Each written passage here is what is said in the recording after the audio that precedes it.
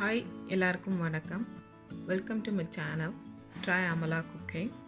So இன்றைக்கி நம்ம என்ன பார்க்க போகிறோம் பார்த்தீங்கன்னா, ரசப்பொடி செய்ய போகிறோம். ஸோ அந்த ரசப்பொடி எப்படி செய்யுதுன்னு சொல்லிட்டு பார்க்கலாம். ஸோ அதுக்கான பொருளை நான் எடுத்து வச்சுட்டேன். அதுக்கு என்னென்ன தேவை அப்படின்னு சொல்லிட்டு பார்த்தீங்கன்னா, காஞ்ச மிளகா ஒரு 20 எடுத்து வச்சுருக்கேன். தனியா, அதாவது மல்லி, வரமல்லி, இது பார்த்திங்கன்னா 3/4 கப்பு எடுத்து வச்சுருக்கேன். 3/4 கப்பு அப்படின்னா கிராம் கணக்கில் பார்த்திங்கன்னா ஒரு 150 கிராம் கிட்ட வருது.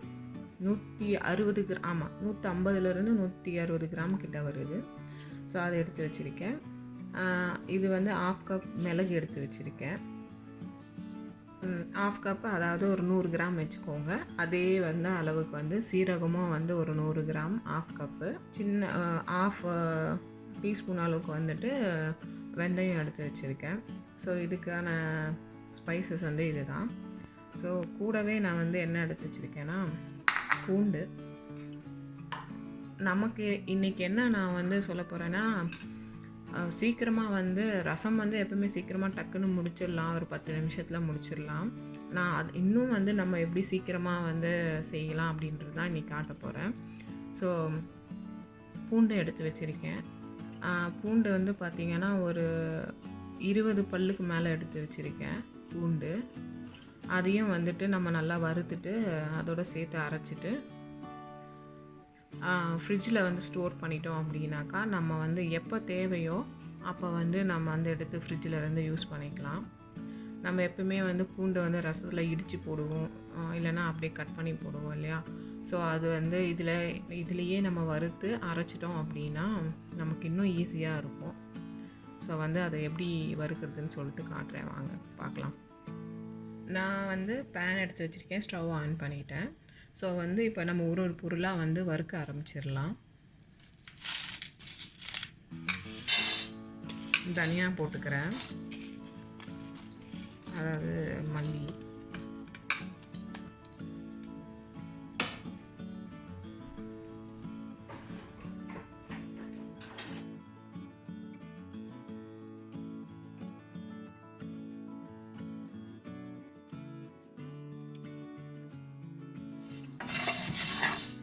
ரசப்பொடிக்கு மல்லி போட்டால் என்னதான் இருந்தாலும் பொடி, ரசப்பொடி பண்ணி ரசம் வச்சாலே ஒரு தனி ஒரு டேஸ்ட்டு தான். ஸோ அதில் தனியாக போட்டோன்னா செம்ம ஸ்மெல்லாக ரொம்ப நல்லாயிருக்கும். அந்த அரோமா ரொம்ப நல்லாயிருக்கும்.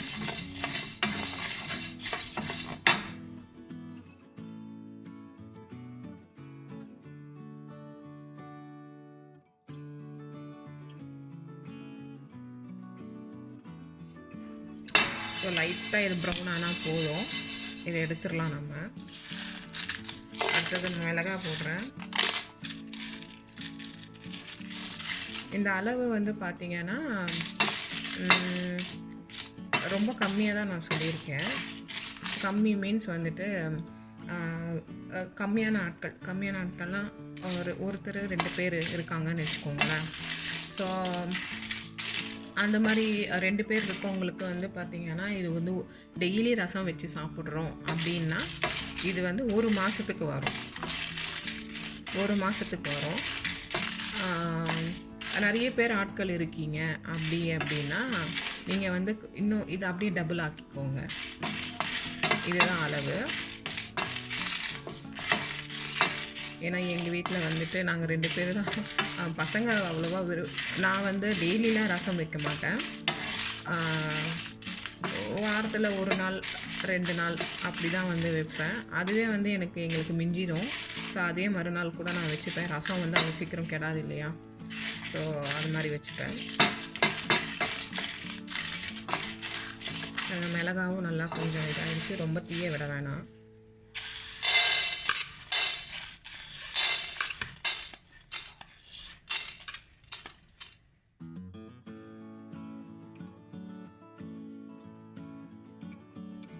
ரசப்பொடிக்கு முக்கியமானதே பார்த்திங்கன்னா சீரகம், மிளகு, பூண்டு, ஸோ நம்ம நார்மலாக வந்து டெய்லி அரைச்சி வைக்கணும்னா நம்ம பூண்டு, காஞ்ச மிளகா, சீரகம், மிளகு வைப்போம். நம்ம ரசப்பொடின்றதுனால எக்ஸ்ட்ராவாக நம்ம என்ன சேர்த்துக்கிறோம் அப்படின்னா லைட்டாக வெந்தயம், அப்புறம் வந்து இந்த தனியா சேர்த்துக்கிறோம். ஸோ வந்து அந்த தனியா பவுடர் அந்த வாசம் வந்து ரசப்பொடிக்கு வந்து ரொம்ப அருமையாக இருக்கும்.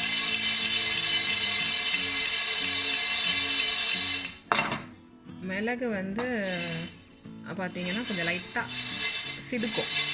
ஸோ வந்து படப்படன்னு கொஞ்சம் லைட்டாக சிடுக்கும். அந்த சிடுக்கிற ஸ்டேஜில் வந்து எடுத்துருங்க.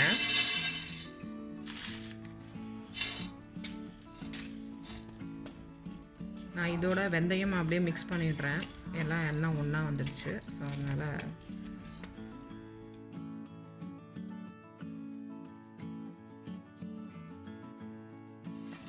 கலர் சேஞ்ச் ஆனால் எடுத்துருங்க லைட்டாக.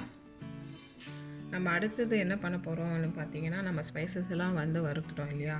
ஸோ வந்து அடுத்தது நான் என்ன பண்ண போகிறேன் அப்படின்னா, எண்ணெய் கொஞ்சோண்டு ஊற்றிக்கிறேன். பூண்டு எடுத்து வச்சோம் இல்லையா? ஸோ அதை வந்து நான் போட்டுக்க போகிறேன்.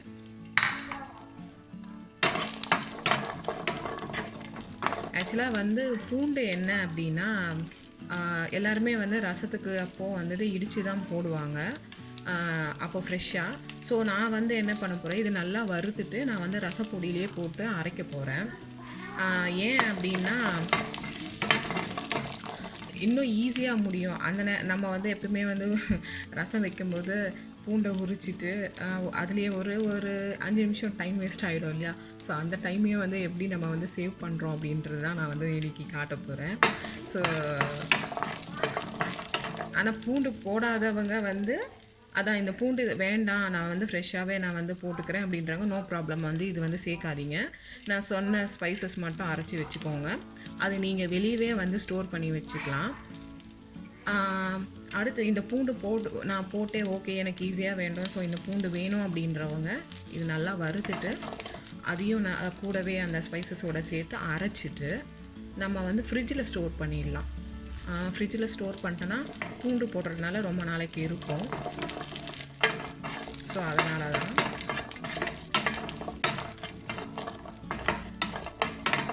ஏன்னா நான் வந்து அளவு வந்து ரொம்ப கம்மியாக தான் காமிச்சிருக்கேன். அளவு எதனால நான் கம்மியாக காமிச்சிருக்கேன்னா, நான் பூண்டு போடுறதுனால எனக்கு வந்து எப்படியும் ஃப்ரிட்ஜில் ஸ்டோர் பண்ணி வச்சுட்டோன்னா 1 மாதத்துக்கு கிட்ட வரும் அது. ஸோ அதனால் வந்துட்டு இது ரொம்ப நாள் ரொம்ப இது பண்ணி வச்சுக்க வேண்டாம்.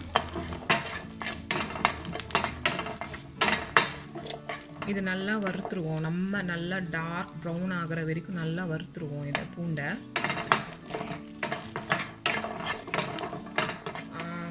இப்போ பார்த்தீங்கன்னா இந்த அளவுக்கு வந்துட்டு நம்ம நல்லா ப்ரௌனாக வறுத்துக்கணும்.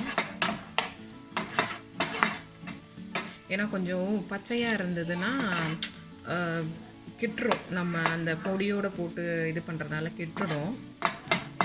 ஸோ அதனால தான் நல்லா நம்ம வறுத்துட்டோம் அப்படின்னாக்கா அது அவ்வளோ சீக்கிரம் கெடாது. நம்ம நல்லா இதை வறுத்துட்டோம் அப்படின்னா அந்த பச்சை ஸ்மெல்லும் சீக்கிரம் கெட்டுறாது. ஸோ அதனால தான் ஆல்மோஸ்ட் முடிஞ்சிருச்சு. இதை நம்ம வந்து ஸ்டவ் ஆஃப் பண்ணிடலாம். நம்ம எல்லாம் வந்து வறுத்தாச்சு. இப்போ அடுத்தது வந்து நல்லா ஆற வச்சுட்டு அரைக்கணும். ஸோ வந்து நான் அரைச்சிட்டேன் ரசப்பொடி. ஸோ இந்த அளவுக்கு அரைச்சிக்கோங்க. அடுத்தது வாங்க, நான் உங்களுக்கு வந்து இதோட முடிய போகிறதில்ல. அடுத்தது வந்து உங்களுக்கு வந்து ரசம் வச்சு காட்ட போகிறேன். வாங்க பார்க்கலாம். நான் பேன் எடுத்து வச்சுட்டேன், ஆனும் பண்ணிட்டேன். ஸோ வந்து அது சூடாகிருக்கும். நான் வந்து கொஞ்சமாக வந்து எண்ணெய் சேர்த்துக்கிறேன். இதில் 1 டீஸ்பூன் அளவுக்கு எண்ணெய் காஞ்ச உடனே நம்ம வந்து கடுகு சேர்த்துக்கலாம்.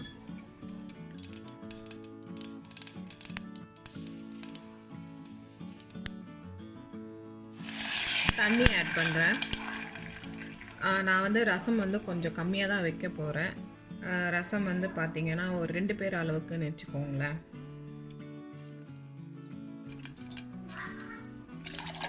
அதுக்கு வந்து நான் வந்து 1/2 லிட்டர் அளவுக்கு வந்து தண்ணி சேர்த்துருக்கேன். இதில் என்னன்னாக்கா நான் வந்து லெமன் ஜூஸ் தான் எடுத்திருக்கேன். இன்றைக்கி வந்து நான் லெமன் ஜூஸை வச்சு தான் நான் வந்து ஈஸியாக எப்படி வந்து செய்கிறதுன்னு சொல்லிட்டு ரசம் காட்ட போகிறேன். ஸோ வந்து இந்த இடத்துல வந்து நீங்கள் லெமன் வேணாம், நான் வந்து தக்காளி போட்டுக்க போகிறேன் அப்படின்னா, இந்த தண்ணி ஊற்றுறதுக்கு முன்னாடி தக்காளியை போட்டு நல்லா தாளிச்சிருங்க. அதுக்கப்புறம் தண்ணியை ஆட் பண்ணிக்கோங்க. புளியை வந்து சேர்த்துக்கிறவங்க இந்த மாதிரி தண்ணிக்கு பதிலாக புளி தண்ணி எடுத்து சேர்த்துக்கோங்க. இதுதான் மேட்டர். ஸோ வந்து பார்த்திங்கன்னா அடுத்தது வந்து நான் பெருங்காயத்தூள் போட போகிறேன். அடுத்தது வந்து கொஞ்சமாக மஞ்சப்பொடி,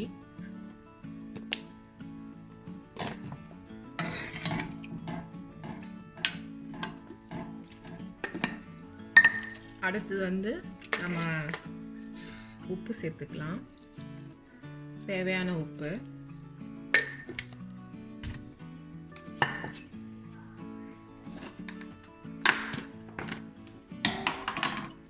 கருவேப்பிலை, கொத்தமல்லி. இது ஒரு கிண்டிடுவோம் நல்லா.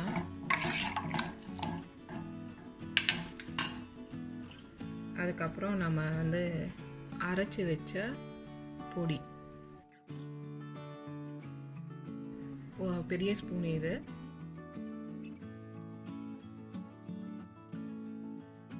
ரெண்டு டேபிள் ஸ்பூன் அளவுக்கு போட்டிருக்கேன்.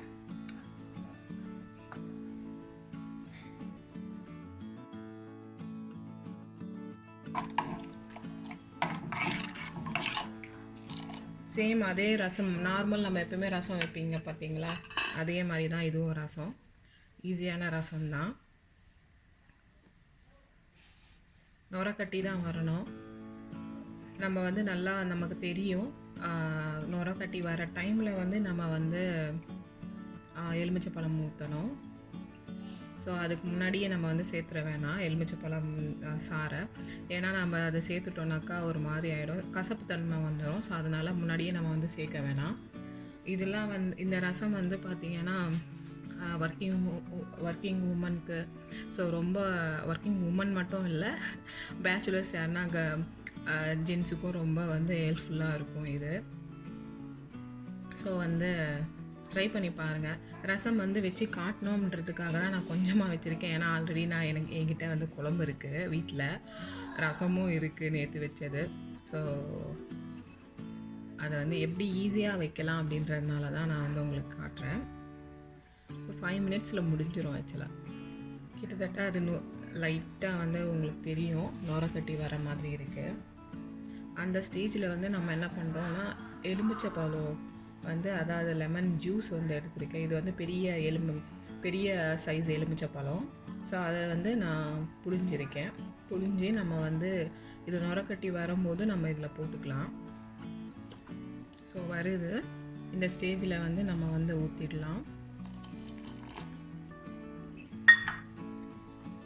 அதோட நான் என்ன சேர்க்க போகிறேன் அப்படின்னு பார்த்தீங்கன்னா, 1 டீஸ்பூன் அளவுக்கு வந்து சர்க்கரை சேர்த்துக்கிறேன்.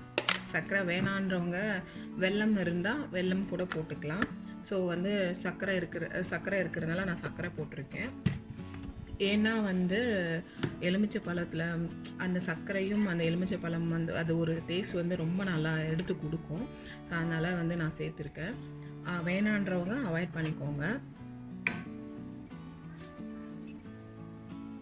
ஸோ வந்து ரசத்தை இப்போ நம்ம ஆஃப் பண்ணிடலாம். முடிஞ்சிச்சு. இவ்வளோதாங்க ரசம் வந்து ரொம்ப இன்னும் ஈஸியாகவே டக்குன்னு முடிஞ்சிருச்சு. நம்ம பூண்டு எதுவுமே வந்து தட்டி போட வேண்டாம், டக்குன்னு முடிஞ்சிருச்சு. நம்மளோட ரசம் பவுடரும் ரெடி ஆயிடுச்சு, பொடியும் ரெடி ஆயிடுச்சு, ரசப்பொடி. அதை வச்சு எப்படி ரசம் செய்யுதுன்னு சொல்லிட்டு அதுவும் காமிச்சிருக்கேன், அதுவும் ரெடி ஆயிடுச்சு. ஸோ வந்து பார்த்திங்கன்னா ஈஸியாக எப்படி செய்கிறதுன்னு சொல்லிட்டு தான் இது வந்து நான் காமிச்சிருக்கேன். உங்களுக்கு கண்டிப்பாக இது வந்து யூஸ்ஃபுல்லாக இருக்கும்னு நினைக்கிறேன். அதோட வந்து இந்த பவுடரை வந்து நீங்கள் வந்து ஒரு கண்ணாடி அதாவது கண்டெய்னர்லேயோ வந்து இல்லை பிளாஸ்டிக் கண்டெய்னர்லேயோ வந்து ஸ்டோர் பண்ணி நீங்கள் வந்து ஃப்ரிட்ஜில் வச்சுக்கலாம். உங்களுக்கு கண்டிப்பாக பிடிக்கும்னு நினைக்கிறேன். பிடிச்சிருந்துன்னா கண்டிப்பாக வந்துட்டு லைக் பண்ணுங்கள், ஷேர் பண்ணுங்கள். கண்டிப்பாக வந்து மறக்காமல் கமெண்ட் பண்ணிடுங்க எப்படி இருந்தது அப்படின்னு. அதோடு வந்து கூடவே சப்ஸ்கிரைபும் பண்ணிவிடுங்க. ரொம்ப நன்றி. தேங்க்யூ.